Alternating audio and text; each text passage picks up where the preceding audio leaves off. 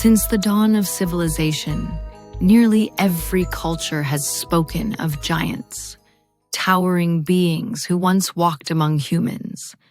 The Bible mentions them as the Nephilim, the offspring of angels and mortals.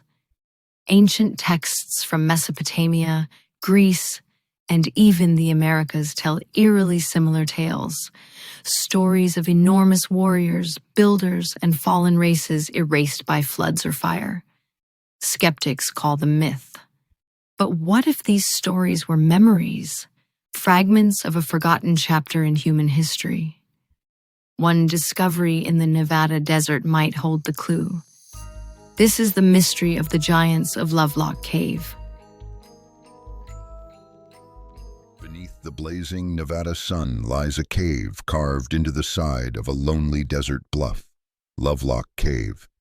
At first glance, it's just another dry hollow in the Great Basin, but inside its walls may hide one of the most controversial legends in American archaeology, the story of giants.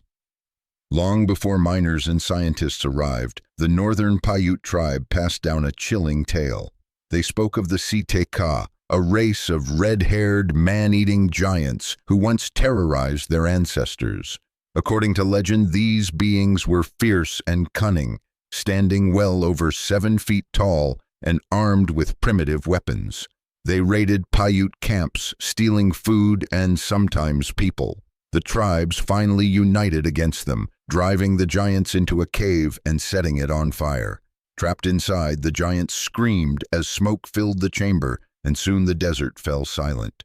The story survived through generations, dismissed by outsiders as myth, until miners stumbled into the same cave thousands of years later. In 1911, 2 guano miners digging for fertilizer began uncovering ancient artifacts, woven baskets, tools, duck decoys, and bones. But then came the shocking part. They claimed to find giant skeletons, some with skulls larger than any human they'd ever seen. Reports circulated of a red-haired mummy over 7 feet tall, dried and preserved by the desert air. News spread fast, attracting archaeologists from the University of California, who excavated the site over the next decade. They confirmed the artifacts were ancient, dating back more than 4,000 years. But when it came to the alleged giant remains, the records became strangely vague. Bones were catalogued, then quietly vanished into museum storage. By the time the Smithsonian became involved, the supposed giant skeletons were nowhere to be found. For believers, this was proof of a cover-up, a deliberate effort to hide evidence that didn't fit the accepted story of human history. Skeptics argue the miners exaggerated their finds or misidentified ordinary human bones distorted by time.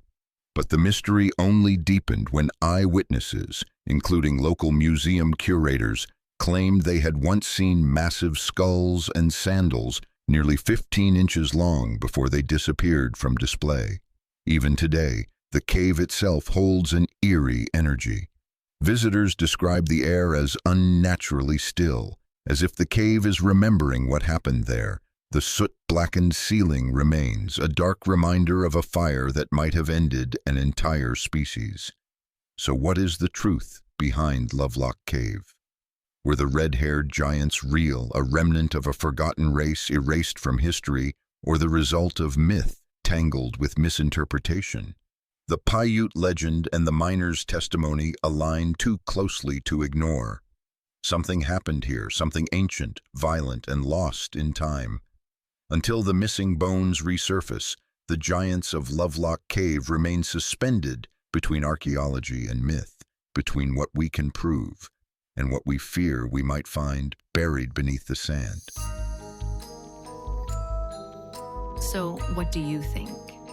Were the red-haired giants of Lovelock Cave real? A remnant of the Nephilim described in ancient texts, or just legends born from fear and coincidence? Drop your thoughts in the comments below. Don't forget to like, follow, and check out my other videos on unexplained places. Thanks for joining us here at Unexplained Places on Earth. Our lead researcher and producer, Marcia Chase, is collecting unusual stories and unexplained places as she finishes the ending of her first novel.